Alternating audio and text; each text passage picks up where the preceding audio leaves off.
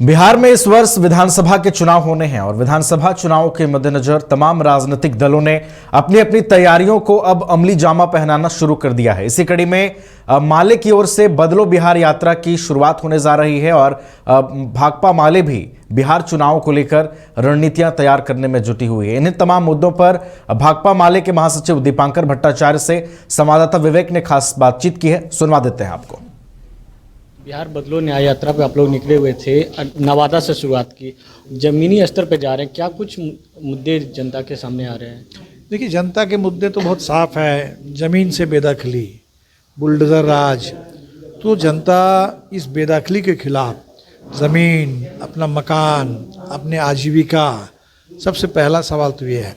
दूसरा, हम देख रहे हैं कि सरकार ने जो गरीबों से वादा किया कि बिहार के 94 लाख गरीब परिवार, महागरीब परिवार जो 6,000 से कम आमदनी पर किसी तरह जिंदा रहते हैं, उनको सरकार से 2-2 लाख रुपए की मदद मिलेगी। लेकिन सिर्फ घोषणा हुई है, अभी तक किसी को मदद नहीं मिली। तो सरकार की जो घोषणा है, सरकार उस पर अमल करे। हमारे साथियों ने एक पूरा अभियान चलाया, हक दो वादा निभाओ। तो सरकार की घोषणाएँ जो गरीबों के पक्ष में है, महिलाओं के लिए समझौता हुआ आशा कार्यकर्ताओं के साथ कि 2,500 रुपये आशा के लिए, लेकिन समझौते पर सरकार मुकर गई।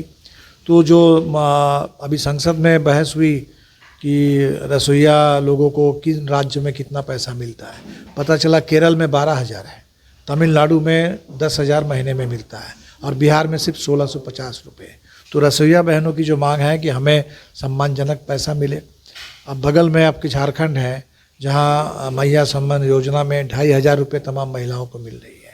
तो क्या बिहार के महिलाओं को नहीं मिल सकते? तो ये जो मुद्दे हैं, इन्हीं यही जनता के, बिहार के बच्चे, हम जो पदयात्रा में थे, बच्चे बोल रहे हैं कि भाई यहाँ स्कूल ठीक से नहीं चल रहे हैं, स्कूलों को बंद किया जा रहा है। और ऐसे दौर में जब बच्चे स्कूल की बात कर रहे हैं तो गिरिराज सिंह यहाँ त्रिशूल बांटते हैं। तो बच्चों का, महिलाओं का, मजदूरों का, किसानों का जो एजेंडा है, हम चाहते हैं कि ये एजेंडा बिहार का एजेंडा बने। और उसी बिहार में इस वर्ष विधानसभा के चुनाव होने हैं और विधानसभा चुनाव के मद्देनजर तमाम राजनीतिक दलों ने अपनी अपनी तैयारियों को अब अमली जामा पहनाना शुरू कर दिया है। इसी कड़ी में माले की ओर से बदलो बिहार यात्रा की शुरुआत होने जा रही है और भाकपा माले भी बिहार चुनाव को लेकर रणनीतियां तैयार करने में जुटी हुई है। इन्हीं तमाम मुद्दों पर भाकपा माले के महासचिव दीपांकर भट्टाचार्य से संवाददाता विवेक ने खास बातचीत की है, सुनवा देते हैं आपको।